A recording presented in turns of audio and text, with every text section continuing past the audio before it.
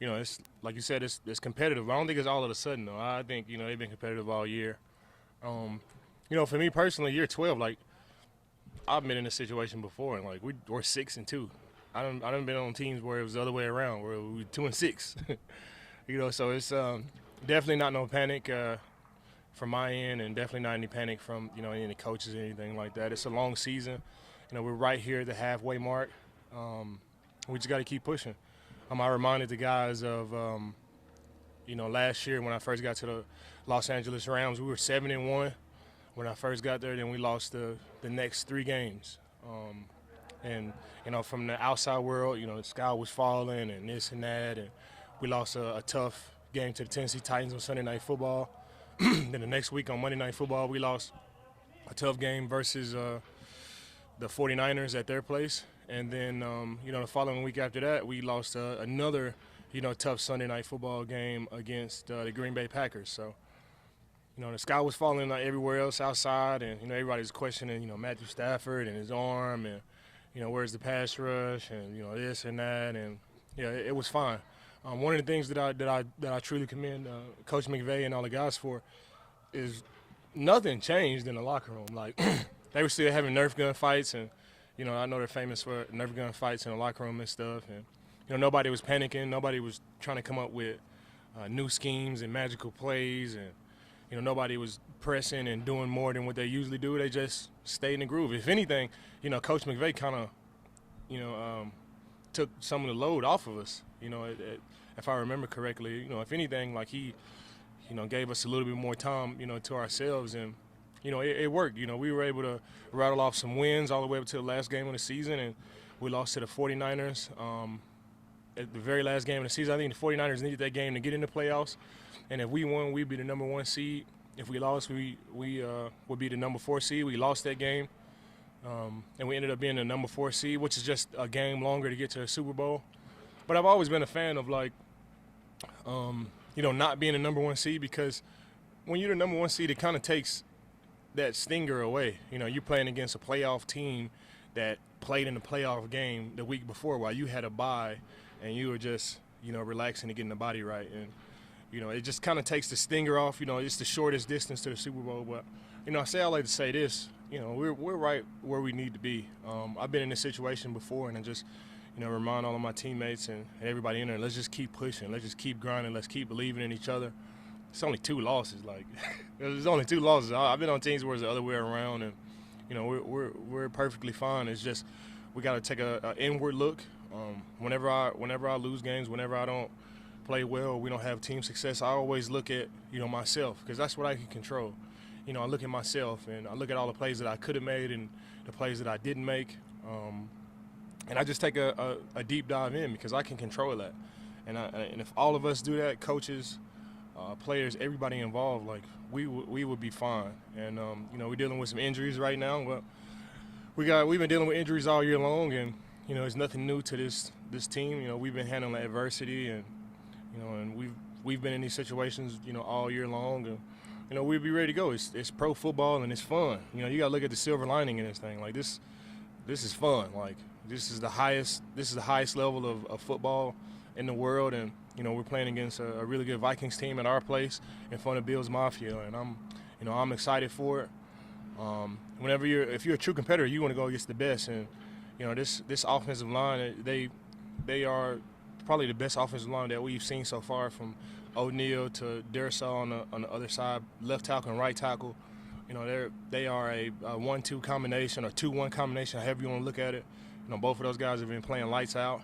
Kirk Cousins has been super sharp this year, and I think he asked the question after the Washington game. He said, "What did he say? You like that?" And I think everybody that's watching him, man, they really do like that, man.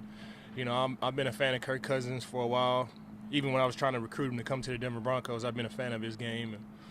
And their offense, it looks similar to the Rams' offense.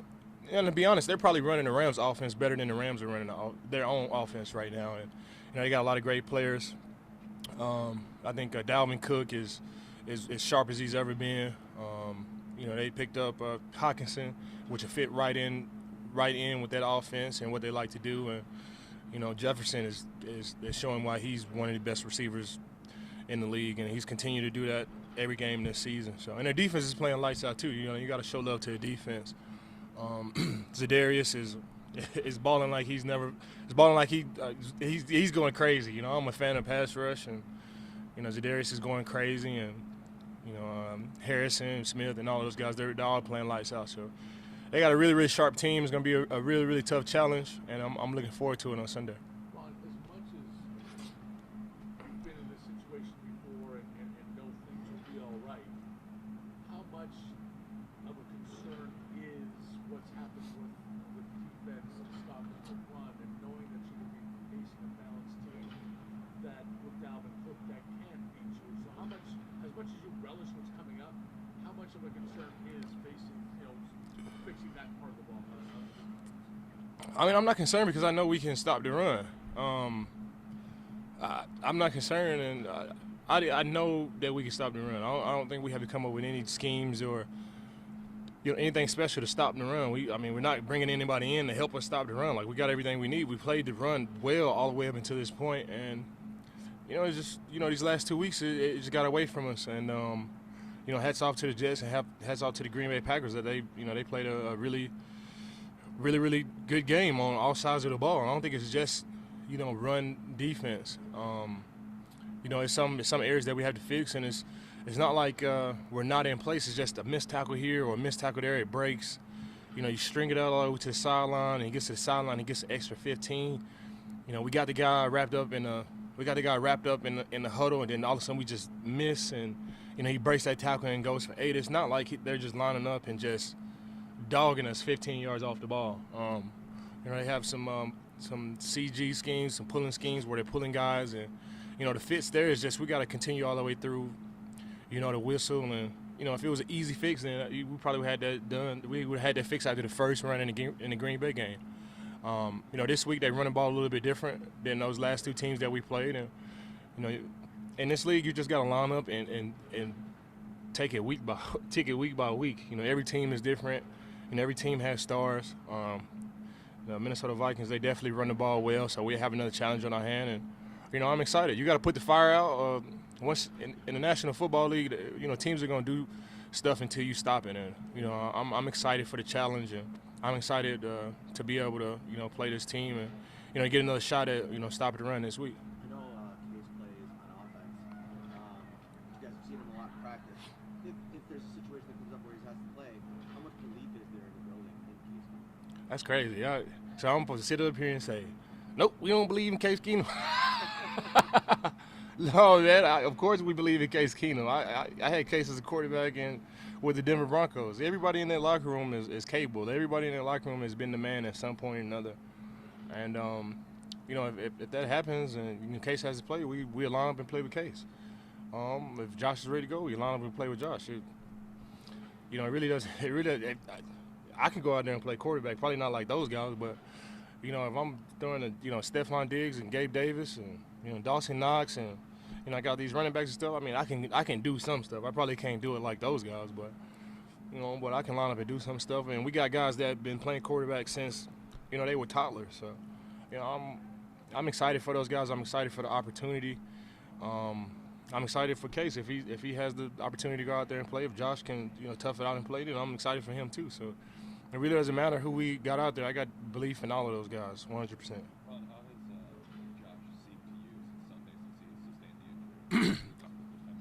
I didn't.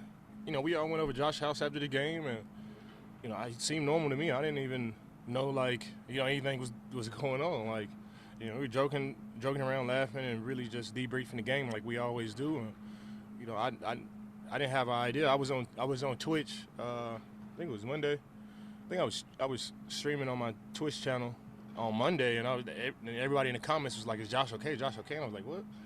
What's wrong with Josh?" I was like, "Hey, what's wrong with Josh?" And then, you guys in the comments, and they, you get in, you take a deeper look at it, and you see the play at the end of the game where a guy hit his arm, and you say, okay, yeah, he's battling with some stuff right now, but Josh has seemed the same. He's the same Will Ferrell that I've known since I first got here. He's Still got his energy up. Still, he's not down, walking around with his lip poked out or anything like that. Like, everything seems normal here, and we just take it one day at a time. We just had to see. Even on a day where he's not practicing, how was he? He was still joking around and laughing and pranking guys and asking crazy questions. He was the same exact Josh that he's always been, for sure. Thanks, Jeff.